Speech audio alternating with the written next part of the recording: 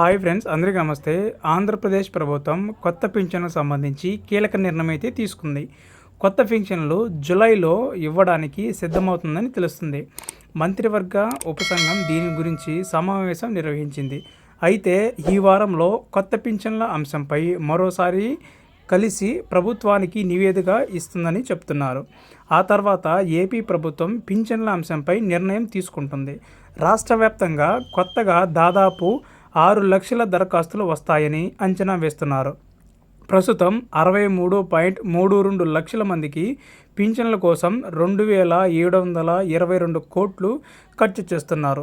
ఎన్టీఆర్ భరోసా పథకం కొత్త పింఛన్ల వల్ల నెలకు 250 కోట్లు అదనపు భారం పడుతుందని అంచనా వేస్తున్నారు.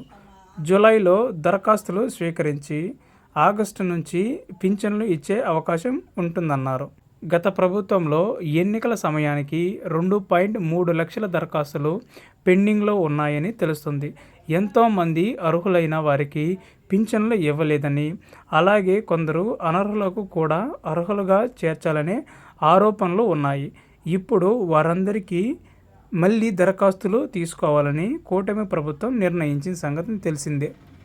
గత ప్రభుత్వంలో దివ్యాంగుల పింఛన్ల కోసం చాలా బోగస్ సర్టిఫికేట్లు ఇచ్చారని, ఒక్కో సర్టిఫికేట్కు 30,000 వరకు వసూలు చేశారనే విమర్శలైతే వచ్చాయి. అందుకే ఎన్టీఆర్ భరోసా పథకం కింద కొత్త పింఛన్లు ఇచ్చే ముందు వాటిని మళ్ళీ పరిశీలించాలని ప్రభుత్వం నిర్ణయించిందని, దీనికోసం ప్రత్యేక వైద్య బృందాలను ఏర్పాటు చేసి తనిఖీ చేస్తున్నామని చెప్పారు. సో అందుకే ప్రభుత్వం అన్ని ఎన్టీఆర్ భరోసా పథకం దరఖాస్తులను క్షుణ్ణంగా పరిశీలిస్తుంది. అర్హులైన వాళ్ళందరికీ పింఛన్ను అందించడమే తమ లక్ష్యమని చెబుతోంది. భర్త చనిపోతే భార్యకు వెంటనే ఫౌజ్ పింఛన్ను ఇవ్వడానికి ప్రభుత్వం సిద్ధంగా ఉన్న సంగతి తెలిసిందే. 2023 డిసెంబర్ 1 నుంచి ఫౌజ్ పింఛన్లు ఇవ్వాలని నిర్ణయించారు. మేలో దరఖాస్తులు తీసుకుని జూన్ 1 నుంచి పింఛన్లు అందిస్తారు. ఈ కేటగిరీలో 89,775 మంది అర్హులు ఉంటారని భావిస్తున్నారు. కొత్త పింఛన్ల కోసం దరఖాస్తు చేసుకునేందుకు చాలామంది ఎదురు చూస్తున్నారు. దీనిపై ప్రభుత్వం కసరత్తు అయితే చేస్తుంది. జూలై నుంచి దరఖాస్తులు చేసుకునేందుకు అవకాశం కల్పించే అంశంపై దీనిపై క్లారిటీ రావాల్సి అయితే ఉంది. వాస్తవానికి ఏపీ ప్రభుత్వం జనవరిలో కొత్త పింఛన్ల కోసం దరఖాస్తుల్ని స్వీకరించాలని భావించింది. కానీ కొన్ని కారణాలతో సాధ్యపడలేదు.